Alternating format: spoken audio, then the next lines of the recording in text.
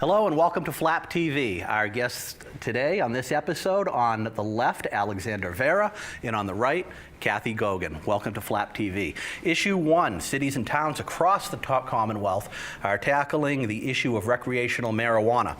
Their initiative run the spectrum from moratoriums. Leominster City Councilor Claire Frieda has resubmitted her petition to enact a moratorium in Leominster. It was shot down by the City Council last summer, but she's back with that again, to aggressively pursuing this emerging market by allowing manufacturing, retail facilities, even marijuana cafes. Where would you like to see the cities land on this issue, Cindy?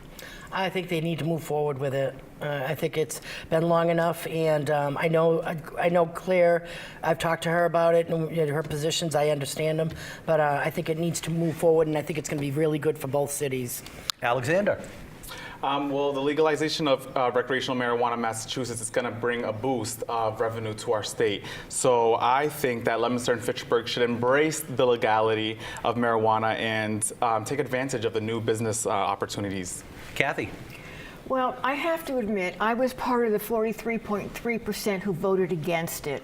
I understand it's going to happen. There's nothing I can do about it. But I would like to see it go a little bit more slowly and not rush into it.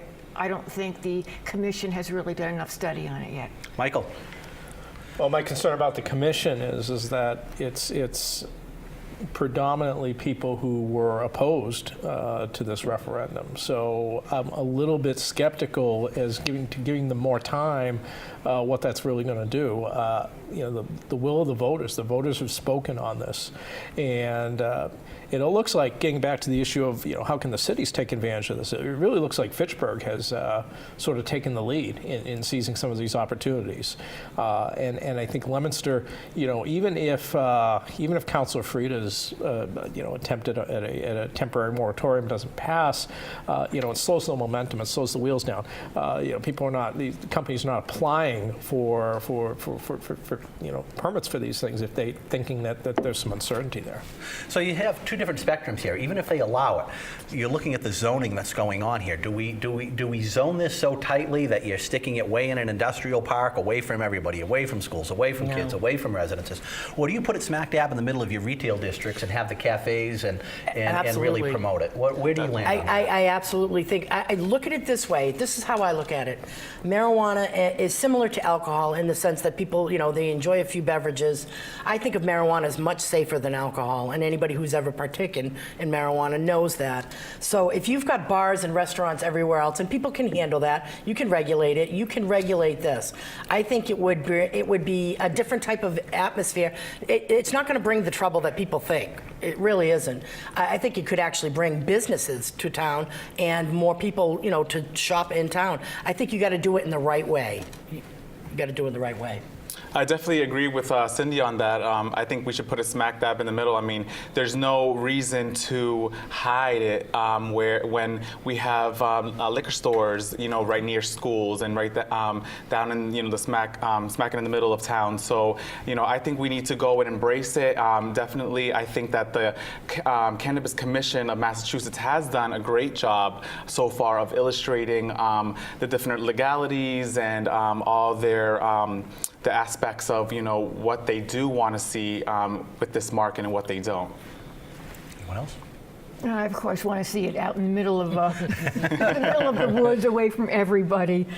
But that's me. So what were some of the reasons that led you to vote against it? I'm just not in favor of it. I don't think we need more people getting high. I mean, because when you go out to a club to have a drink, you go out to dinner to have a drink. You have a drink. I don't know anyone out of college who goes out and gets, drunk every night. But when you smoke marijuana, the only reason you smoke it is to get high, right? Well, you socialize. It's socialization. I mean, people sit around just like you would. So, but they leave, and right now, if you're driving under the influence, you can get pulled over and you get a breathalyzer, and they can determine whether or not you've had too much alcohol. Mm-hmm. How do you do that with marijuana?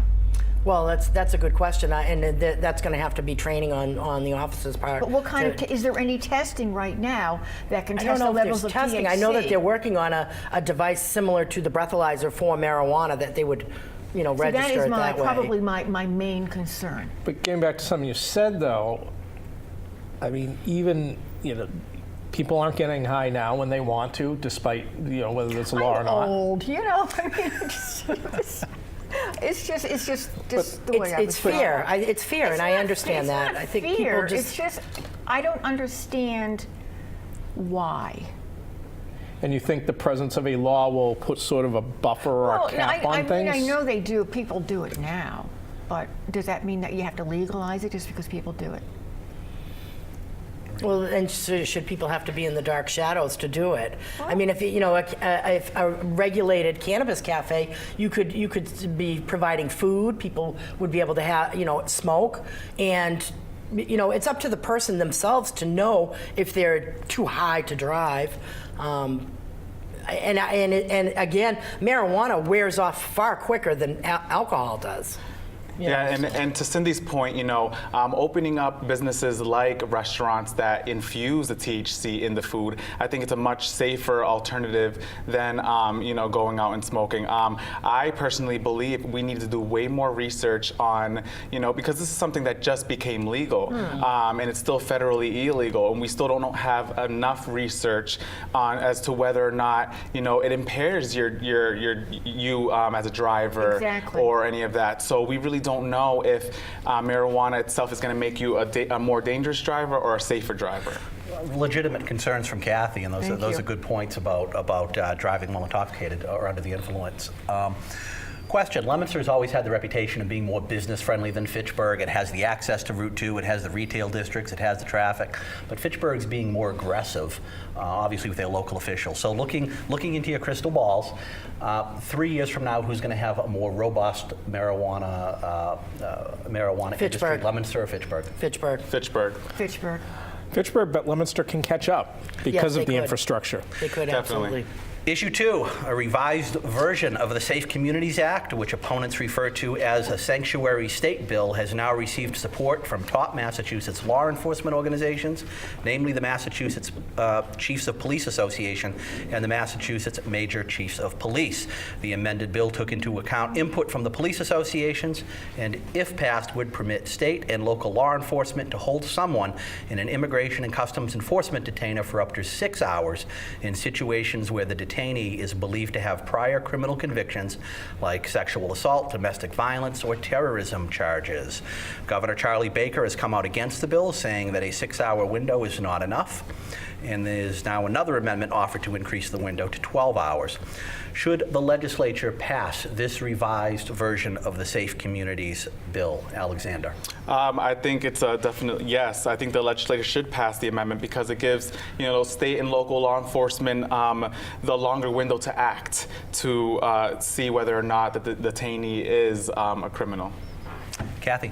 Definitely, I think the 12-hour amendment should pass because you have to give ICE a chance to get in there if they determine that someone is a criminal. And needs to So be taken out. if that amendment passes, would you support the Safe Cities Bill at that Well, I point? don't That's think it- I don't think co-sponsored it by goes- I don't think it goes far enough, but.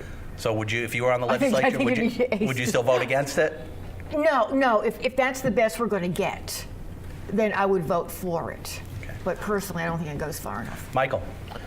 Yeah, I mean, I'm not a particularly, I wouldn't call myself a particularly liberal person when it comes to the issues of illegal immigration and controlling immigration. However, this is a bill that I wasn't too, I didn't know a whole lot about. So, I did the research, I read the bill, talked to people in the know about it, and the bill actually, as it's written, it's more of a fiscal responsibility bill. It's more of an allocation of resources bill than it is a kind of sanctuary cities bill. And so, sure, I mean, if it would quell some of the fears of certain people to extend the holding period to 12 hours, that's something I would consider to improve it. But And would you vote for the bill if that amendment yeah, passed? I would. Cindy, the Safe Cities Bill, co-sponsored by Representative Higgins, getting a lot of flack from the Mass Fiscal Alliance and the Mass Republican Party. They don't want this bill, do you?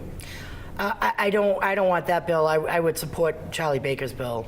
6 hours is nothing. That's a couple phone calls. You don't even have time to do anything in 6 hours. So I think I actually agree with Kathy. I think it doesn't go far enough, but I would support it because if that's the best we're going to do and you're going to give them 12 hours, 12 hours is that. The thing that I have an issue with is the fact that we're incarcerating criminal, illegal immigrants, and they get back out and they do crimes again, and we re-incarcerate them. They shouldn't even be here. They should not even be here. And why anybody would support keeping that here is beyond me. So if it's going to give them 12 hours to get rid of them, let's do it and get rid of them. But they need to be gone. I agree with that. The only thing is, I think that Governor Baker's bill, I don't think we should wait for that. Governor Baker's bill was crafted in such a way that it's going to it's definitely not going to pass. In hindsight, we'll be back at square one. So I think that, Senator Higgins' bill is going to allow the state and local law enforcement to detain these, to hold these immigrants longer, who they believe are criminals. I think that the Republican Party, I think that the fact is that they don't want the Safe Communities Act to pass because they want to keep Massachusetts labeled as a sanctuary state, and then they want to use that as a weapon. Anyone? Yeah. No, I mean, well, to sit. Oh, I'm sorry, Dave. Nobody wants Massachusetts to be a sanctuary state. That's the whole point. And by allowing ICE more time to and they're illegals and they're criminals. I mean, we're not talking about someone just walking down the street and saying, "Where are your papers?" We don't do that. But these are people who've been committed, who have crimes against them. Let's get them out. Let's put them back where they came from. That's not the kind of person we want in the Commonwealth. Right, but I think at the same time, we can't just say, oh, look at this illegal immigrant is a criminal, let's deport them. No, I think that, they need to, face the consequences that, whatever they did here in this country, we can't just say, okay, let them go and deport them back to their country. It's not going to give them a solution. They do their time here, and then they get out. I mean, look what happened in San Francisco. Look what happened was it Millbury with Matthew Denise? Yeah. I mean, he was killed by a drunk driver who had been in jail before and had no business being in the country. Kate Steinle in California, same thing. And again, now we're talking about, again, the emotional arguments, and that goes, I think that goes directly to Alexander's point, in that Massachusetts is pretty much a sanctuary state right now because the Supreme Judicial Court last summer ruled in Lund versus the Commonwealth that local law enforcement cannot cooperate with federal immigration officials because there is no legislation which allows local law enforcement to do that. The legislation that is being put forth from the legislature now that Natalie Higgins is getting all this flack for strengthens law enforcement. It strikes the balance between protecting the citizens and also protecting the rights and the due process of immigrants and protecting the values of us being a welcoming state. If it's not passed, we remain a sanctuary state. And to Alexander's point, it seems to me that the Republican Party loves to have Massachusetts labeled a sanctuary state so they can use it as a political weapon, divide and conquer, and use it If that was true, then Charlie Baker's a Republican. Yeah, and Charlie Baker's against this. He's against that, but he's for the entire bill except for extending it to 12 hours. What is wrong with that? He has his own version. No, his goes beyond that, including more than the 12 hours. His bill is crafted in such a way that it guarantees that it will be thrown out by the Supreme Judicial Court because of parameters that they've already set, and they would love for that to happen. Craft a bill that they know will be struck down by a liberal court so they can use it campaigning. Well, that's exactly right, and this is what really irks me about this entire issue, that it's being used as a political wedge issue. Mass Fiscal Alliance, a conservative, right-wing Republican organization with misleading flyers, a pretend sign that says Leominster Sanctuary City, when, like Kevin pointed out, this bill is designed to strengthen the existing law so that we are no longer a sanctuary city. So we are improving on what the Supreme Court has foisted upon us. And I'm just resentful. For me, it goes the other way. Okay? Yes, the emotional arguments do appeal to me. And I hear you when you say, what you said, Cindy. But then on the other hand, when I see a conniving organization such as Mass Fiscal Alliance, a bunch of conservative Republicans masquerading as a nonpartisan, nonprofit organization, okay, so they don't have to release who their donors are, have these mystery donors, okay, that makes me very resentful. It makes me very resentful that our politicians are being targeted. So again, the emotional issue is coming targeted. forward from you two, because now you're angry because Mass Fiscal Alliance. No, I'm going by the If they weren't facts. even in the picture and they weren't even brought this up, which bill would you support? Which bill would I support? Yeah, without Mass Fiscal Alliance. I would The same absolute- answer. The same answer. The bill that's before the legislature right now, because For 6 the bill that's hours. being pushed by the bill that's being pushed by your party is absolutely would be turned over by the Supreme Judicial Court, which is exactly what the Republican Party wants, so they can continue to use this as an issue. Makes They great don't wanna- headlines. They don't want to solve the issue. They want to exploit it. Well, I don't know about that. Alexander? I'd have to say the Democrats are doing that right now in Congress. Yeah, I just feel like, I mean, we've seen it time and time again, and I think, just like he said, you're trying to exploit this issue, by writing a bill that's not going to get passed. You're just you're keeping that more time there and using that as a political gain to be like, okay, well, this didn't happen. They shut us down. Well, we're definitely going to do something about it. And in reality, it's just you twiddling your thumbs. There's already a solution on the table. We should just go for it. We're in Massachusetts. There's not too much we can do about it because the Democrats rule. So, Absolutely. How about the Mass police chiefs that support this bill? Do you think that they would support a bill that would make us less safe? It's better than nothing at this point. Yeah, it's better than nothing. That's why But the police chiefs are coming out and saying this will strengthen Because public they don't safety have across they don't have Massachusetts. any other choice. The Democrats are coming to them saying, "Hey, we're going to give you a 6-hour window, and basically take it or leave it." And so they're saying, "Well, we'll take it." Well, the 12-hour amendment is actually the 12 hours as an amendment to this bill is actually being put forth by a Democrat. Well, and I like that. I support that. So you would support that over the Republican bill? Yeah, absolutely. As long as we have that window, 6 hours is not enough. I don't believe it's Right. enough. 12 hours, and then let the ICE agents come in and get them. Do not block them. Is Natalie Higgins being treated fairly? Probably not. No. Not at all. Not with this issue. Probably not. No, I don't think so. Issue 3. After the latest school shooting in Florida, there are renewed calls for stricter gun control laws across the nation. Is gun control the answer? And if so, what additional laws and regulations would you like to see? Kathy? No, I don't think gun control is the answer because if you want to do harm, you're going to figure out how to do harm. Right. We have databases that all law enforcement should be inputting into so that if the FBI or a local police chief or a sheriff knows someone has problems and the red flags pop up, that should go into a national database so when they try and buy that AR-15, their name pops up and they can't do it. Michael?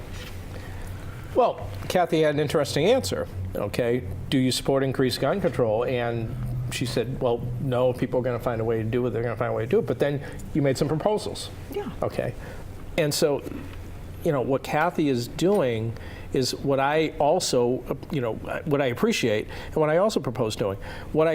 Unfortunately, with this issue, we were talking about wedge issues before when it comes to immigration. I mean, my whole concern with this whole issue is it is such an emotionally driven issue. Okay, and it's been so politicized, especially over the last decade, that I'm afraid that we can't have a common sense discussion about it. Mm-hmm. And that's the thing that concerns me. And you can label it whatever you like. Okay, no gun control, but okay, let's explore these measures or those measures. I'm fine going to the table and exploring various measures, okay, and not labeling things. But we got to be more rational about these issues, and I just don't feel that we are a lot of the time. Cindy, where do we go?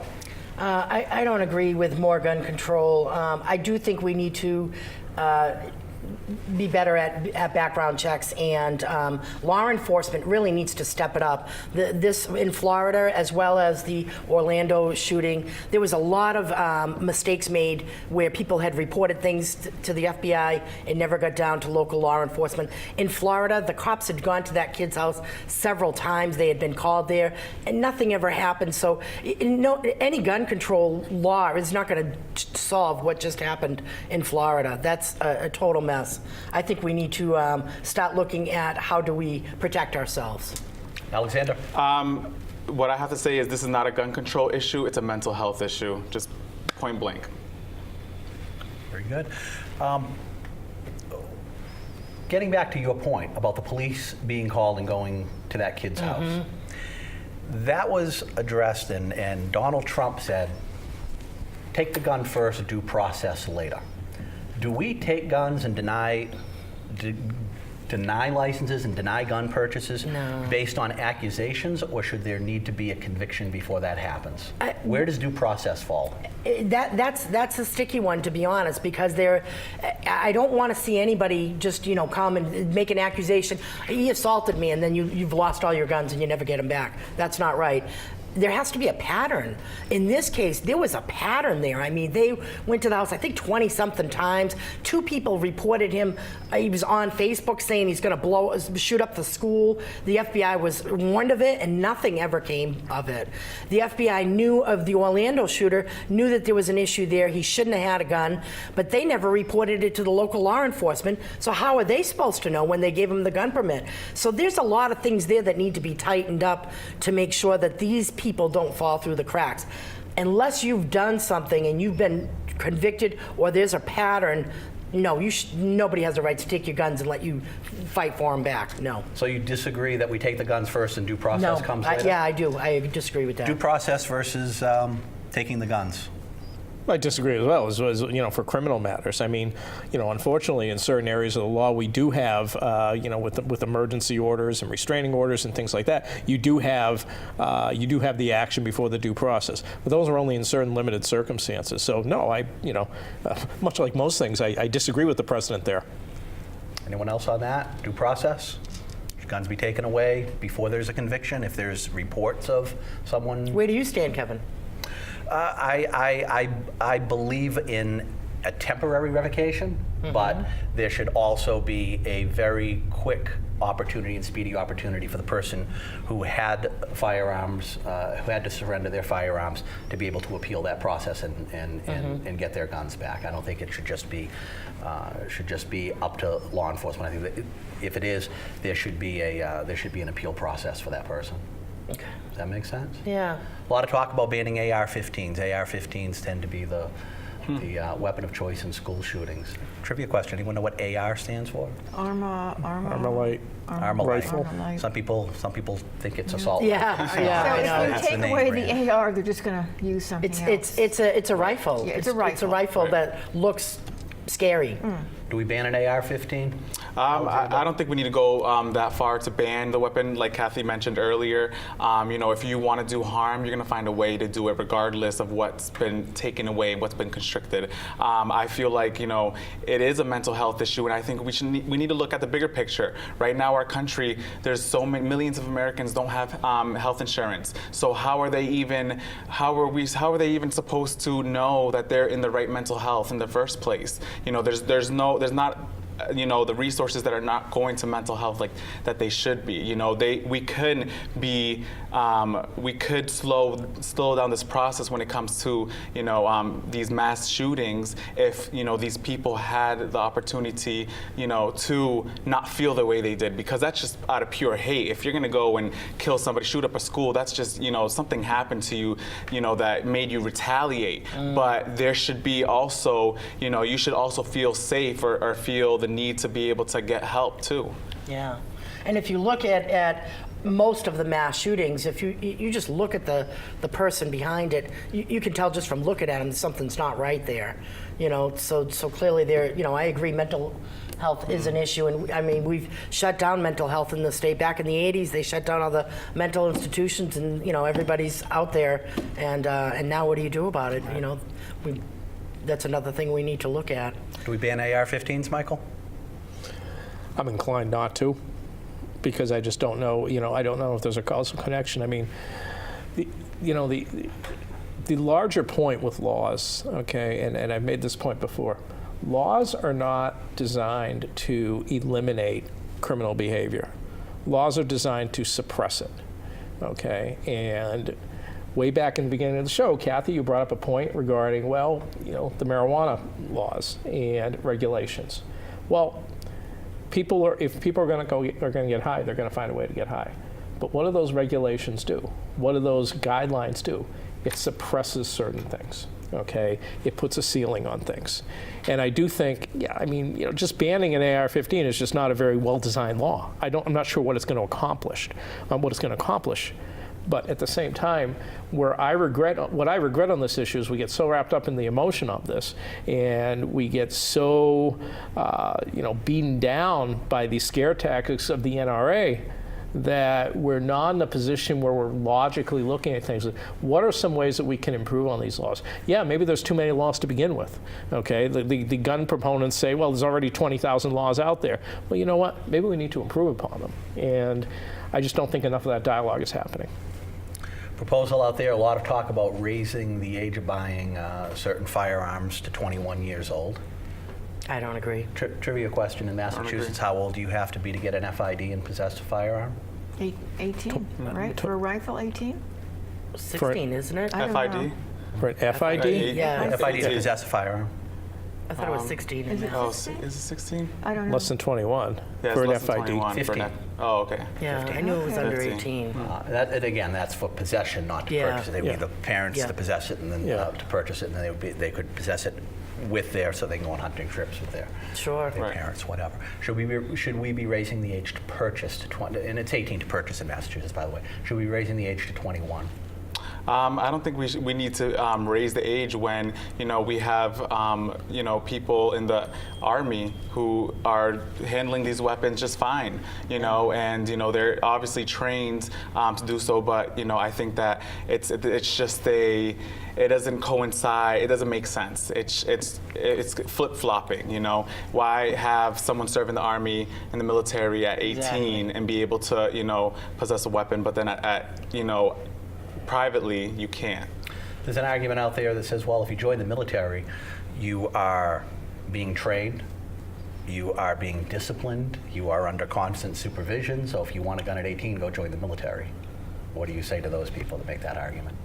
I mean, I feel like, to get a license, at least in Massachusetts, you still have to be trained. To a certain extent, you have to be disciplined, in order to hold a firearm on you. So I believe, it's not really going to do much by raising, I think it's just going to create more frustration because right now, that's a fundamental of one of our, of the Constitution, one of the fundamentals, and not being able to, possess one at 18 or be able to, go out there at 21, have to wait till 21. I think it's just ridiculous. Should we raise the age to 21? No, it's just a number. I mean, the 18 to 21, you're not going to be any more mature or any smarter necessarily. I mean, there are people with 30 who probably, aren't any smarter. Would you support lowering the drinking age to 18? Well, it used to be 18. Would you support it, going down to 18?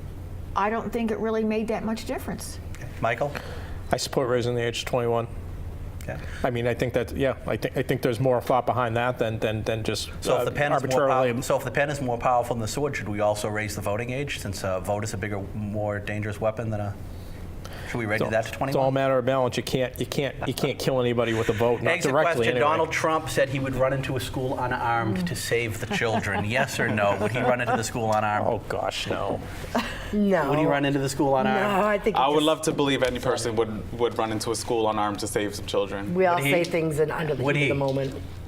Would he? Like I said, I would love to believe it. He's not going to answer, Lovely Kathy. sentiment. Now, if he had his Secret Service with him, he would send them in. You ever watch Stephen King's movie The Dead Zone, where a sniper's Yeah, trying to take yeah. out the president? Right. The president turns to the lady next to him and takes the baby and holds the baby up as a shield. That's Donald Trump, and that's our show. Alexander Vera, Kathy Goguen, thank you for joining us. Thank We'll you. see you next time on Flat. Bye-bye.